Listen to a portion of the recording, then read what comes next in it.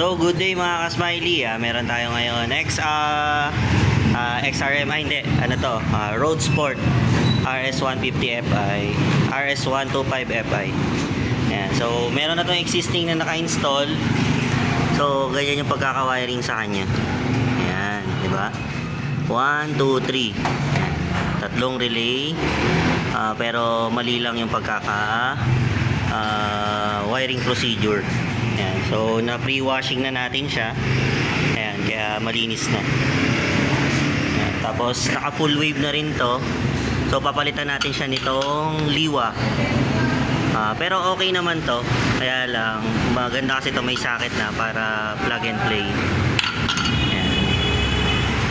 O, ganyan tayo mag-wiring, nakahubad.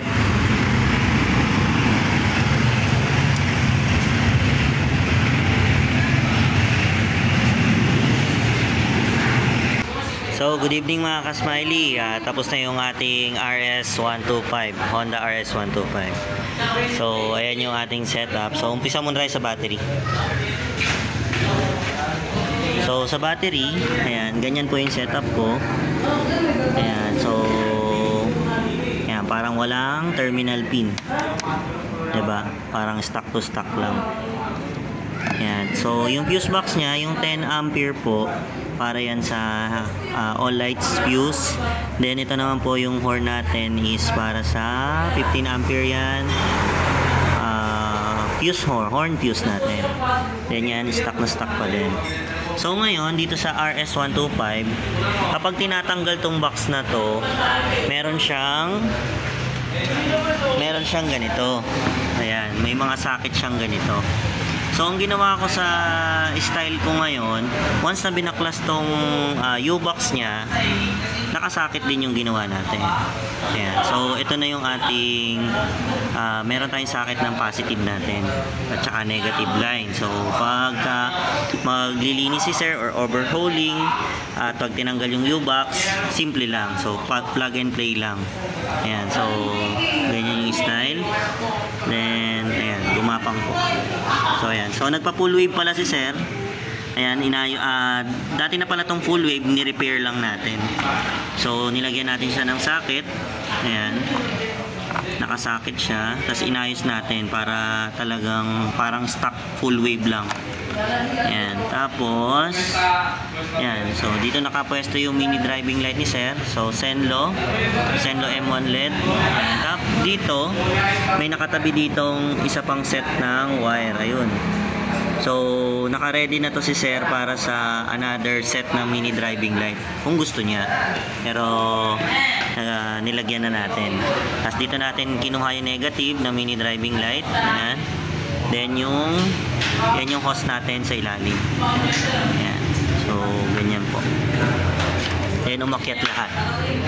So, kanina, doon sa socket, dito, ayan, yung negative na yan, nag-loop yan dito sa body ground, yung isa. Then, yung isa niyan, nag-loop naman dito sa T-post. Kasi nga, gumagalaw to. Para yung buong tinidor, maganda ang negative. So, ito yung ating all lights relay. Ito naman yung ating loud horn, at ito naman sana para sa stock horn. Kaya lang wala pa si sir, wala na si sir stock horn. So natapos meron tayong interrupter relay. Ayan. So diyan natin nilagay interrupter relay. So ngayon, nakasakit tayo lahat. Ito yung para sa mini driving light ni sir. Tapos ito yung isa pang mini driving light na nakatabi muna para soon pag nagkabit si sir. Ito yung socket ng hazard natin. Ayan. Tapos ayan yung horn natin.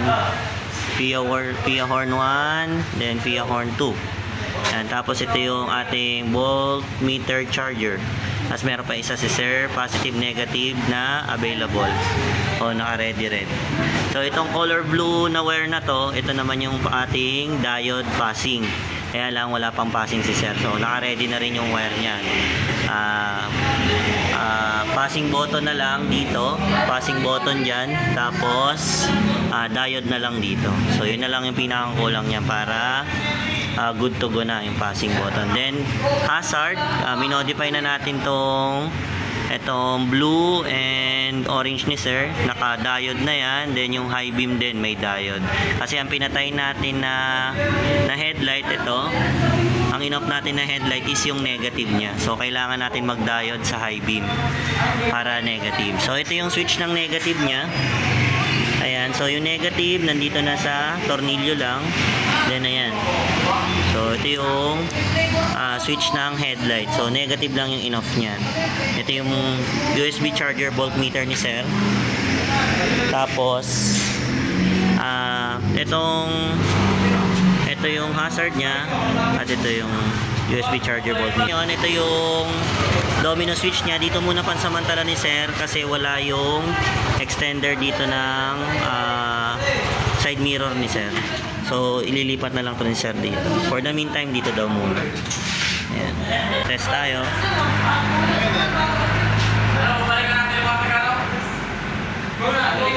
13 volts.